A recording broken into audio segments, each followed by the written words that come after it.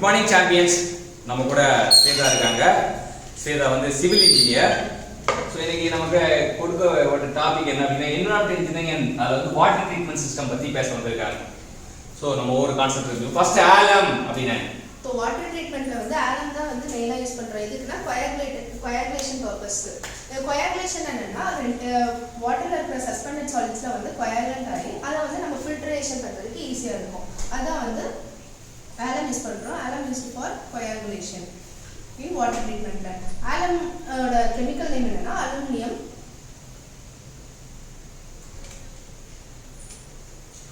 Sulphate.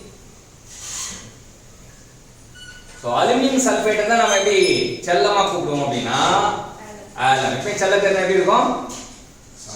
ஷார்ட்டா இருந்தா செல்ல பேர் நமக்கு தெரியும், நம்ம ஊருக்கே தெரியும். ஷார்ட்டா இருந்தா செல்ல பேர். ஸோ அலுமினியம் சல்ஃபேட் நம்ம பார்க்கும்போது நம்ம எப்படி கூப்பிடுவோம்? ஆலம் அப்படின்னு கூப்பிடுவோம். ஆலம் கூப்பிட்டா அலுமினியம் சல்ஃபேட் தான். அவன் எதுக்கு பயன்படுறான் அப்படின்னா கோஆகுலேஷனுக்கு பயன்படுறான் அப்படின்றது ஒரு முக்கியமான கருத்து. ஸோ அவனோட இன்னொரு பேரும் தெரிஞ்சுக்கிட்டோம், அவன் எதுக்கு பயன்படுறான் தெரிஞ்சுக்கிட்டோம். ஏரேஷன். நெக்ஸ்ட் வாட்டர் ட்ரீட்மெண்ட்ல ஏரேஷன் எதுக்கு யூஸ் பண்றாங்கன்னா வாட்டர்ல இருக்கிற அன்வான்டட் கேஸை ரிமூவ் பண்றதுக்கும் ஆக்சிஜனை சப்ளை பண்றதுக்கும் ஏரேஷன் யூஸ் பண்றோம். Aeration is used to remove the gas and add oxygen. Remove the unwanted gas. அது மட்டும் இல்லாம add the oxygen. இது ரெண்டு ப்ராசஸ் எழுது பண்ணா அது பேர் தான் aeration. ஃபர்ஸ்ட் வந்து aerationனா ரெண்டு வார்த்தை. ஒன்னு ரிமூவ் பண்ணனும், இன்னொன்னு ஆட் பண்ணனும். யாரை ரிமூவ் பண்ணனும்னா unwanted gas. யார் ஆட் பண்ணனும்? ஆக்சிஜன் ஆட் பண்ணனும். சோ RA aeration உள்ள RA அதான் வந்து நமக்கு bit. R for removing the unwanted gas, A for adding the oxygen. அடுத்து Oxygen necessary for activated sludge treatment in pond is mainly provided by. ஒரு பாண்ட்ல வந்து oxygen வந்து கொடுக்கணும்னா அது நம்ம எப்படி கொடுக்கலாம்னா ஆர்டிஃபிஷியல் ஏரேஷன் மூலமா நம்ம கொடுக்கலாம். ஏரேட்டர், ஆர்டிஃபிஷியல் ஏரேட்டர் அதான் வந்து ஏரேஷன் கொடுக்குது. So oxygen necessary for activated the sludge treatment. So oxygen வந்து எதுக்கு தேவைப்படுதுன்னா sludge treatmentக்கு ஆக்டிவேட் பண்றதுக்காக தேவைப்படுது. அது ஒரு பாண்ட்ல இருக்கு வரும்போது நம்ம வந்து எது மூலமா பண்ணலாம்னா ஆர்டிஃபிஷியல் ஏரேட்டர் மூலமா பண்ணலாம் அப்படின்றத கருத்து நம்ம பதிவு பண்ணிப்போம். நெக்ஸ்ட் என்னன்னா major source of sludge in waste water treatment plant. Waste water treatment பிளான்ட்ல மேஜர் சோர்ஸ் ஆஃப் ஸ்லட்ஜ் எப்படி இருக்கும்னா சஸ்பெண்டட் சாலிட்ஸா இருக்கும்.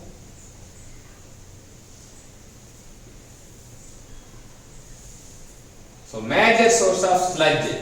Sludge வந்து வேஸ்ட் வாட்டர் ட்ரீட்மெண்ட் பிளான்ட்ல sludge வந்து என்ன மாதிரி இருப்பான் அப்படின்னா sludge வந்து சஸ்பெண்டட் சாலிடா தான் இருப்பான்னு தெரிஞ்சுக்கணும்.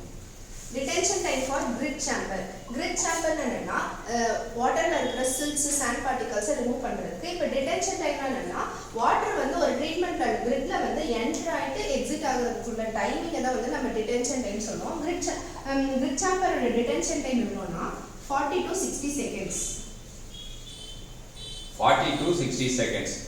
ஸோ பார்த்தீங்கன்னா டிடென்ஷன்னா அந்த கிரிட் சேம்பர்ல உள்ள வந்து வெளியே போறதுக்கான நேரம் தான். உள்ள வந்து வெளியே போறதுக்குள்ள எவ்வளவு நேரம் எடுத்துக்கோன்னா டிடென்ஷன் டைம் அப்படி தங்கும் நேரம் அப்படி வச்சுக்கலாம். அது எவ்வளவு நேரம் உள்ள வந்துட்டு வெளியே போவானா 40 இருந்து 60 செகண்ட். டக் டக் டக் டக் 40 செகண்ட் ஓடி வந்துட்டு டக்குன்னு வாமா மின்னல் அப்படின்ற மாதிரி டிடென்ஷன் அது வரதுக்குள்ள உள்ள வரதுக்குள்ள என்னடா மாப்பிள்ள பொண்ணையே காட்டல அப்படின்னா 40 இருந்து 60 செகண்ட் போயிடுது. அதான் வந்து டிடென்ஷன் டைம் 40 இருந்து 60 செகண்ட். அடுத்தது போஸ்ட் குளோரினேஷன் அப்படின்றது தான் இது.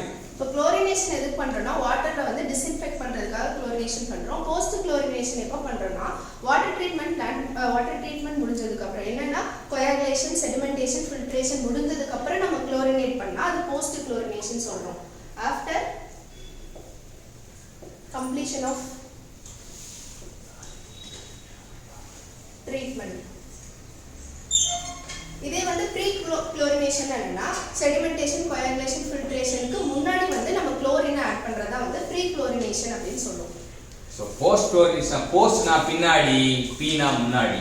குளோரினேஷன் வந்து நமக்கு ஏன் பண்றோம்? டிஸ்இன்ஃபெக்ட் பண்றதுக்காக நமக்கு பண்றோம். சோ செடிமெண்டேஷன், குளோரினேஷன், அப்புறம் இன்னொன்னு சொன்னீங்க கோஆகுலேஷன். இந்த மூணுமே பண்றதுக்கு அப்புறம் பண்ணோம்னா அது போஸ்ட் குளோரினேஷன். அடுத்து Soil bacterial effect on sewage applied on land and converts the content sewage into plant food. இப்போ நம்ம வந்து sewage வந்து நம்ம லேண்ட்ல போடும்போது அது என்ன ஆக்ஷன் நடக்குதுன்னா கெமிக்கல் ஆக்ஷன் நடக்குது. அது என்னன்னா பிளான்ட்க்கு வந்து ஃபுட்டா மாறுது. soil bacterial attack on sewage applied on land. நம்ம sewage-லாம் லேண்ட்ல போடுறோம். அப்ப இந்த சாயில் என்ன பாக்டீரியா என்ன பண்ணும், அட்டாக் அப்படினும். அட்டாக் பண்ணும்போது என்னன்னா convert the context of the sewage into the plant food. எப்படி பண்ணுனா கெமிக்கல் ஆக்ஷன் மூலமா பண்ணும். Slow sand filter can remove bacteria up to.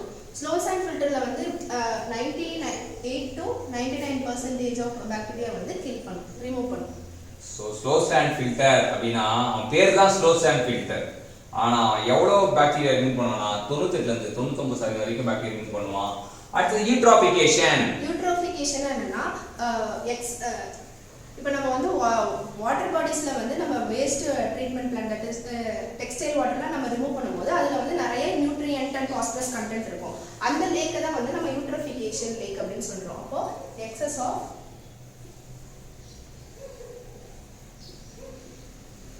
Nutrient and phosphorus, அந்த லேக்ல வந்து நியூட்ரியன்ட் பாஸ்பரஸ் ரிச்சா இருக்கும். அது வந்து யூட்ரோஃபிகேஷன் சொல்லுவோம். யூட்ரோஃபிகேஷன் அவன் ரிச்சா இருக்காங்க அப்படின்றது தெரிஞ்சுக்கலாம். என்னடா ரிச்சா இருக்கா அப்படின்னு அவனை கூப்பிட்டு கேட்டனா என்கிட்ட நியூட்ரிஷன் அதிகமா இருக்கும், பாஸ்பரஸ் அதிகமா இருக்கும் கெட்டா சொல்லுவான்.